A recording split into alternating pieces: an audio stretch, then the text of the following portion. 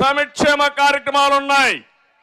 సంక్షేమ కార్యక్రమాలకు నాంది పలికిన నాయకుడు ఎన్టీ రామారావు గారు.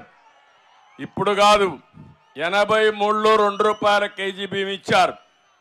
83లో సగం ధరకే చీర దోవతి ఇచ్చారు. 83లో పేదవాడికి ఇల్లు కట్టివ్వాలని పక్కా ఇళ్ల నిర్మాణానికి శ్రీకారం చుట్టిన మహానాయకుడు ఎన్టీ రామారావు గారు.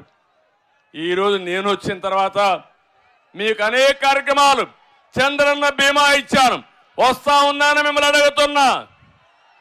పెళ్లి కానుక ఇచ్చాం, వస్తా ఉందని మిమ్మల్ని అడుగుతున్నా. విదేశ విద్య అన్ని కూడా రద్దు చేసే పరిస్థితికి వచ్చారు. ఒక పక్క ఈ ప్రభుత్వం రద్దుల ప్రభుత్వం, పేదవాళ్ళ వ్యతిరేక ప్రభుత్వం. ఒక మాటలో చెప్పాలంటే ఈ ముఖ్యమంత్రి పేదవాళ్ళ నడ్డి విరగ్గొట్టే పరిస్థితికి వచ్చాడు.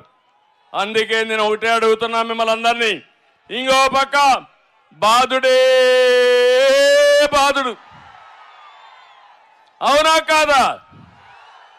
ఆర్టీసీ రేట్లు పెంచారా లేదా? పెంచుతూనే ఉన్నారా లేదా? ఇంకో పక్క పెట్రోల్ డీజిల్ ధరలు పెంచారా లేదా అని మిమ్మల్ని అడుగుతున్నా.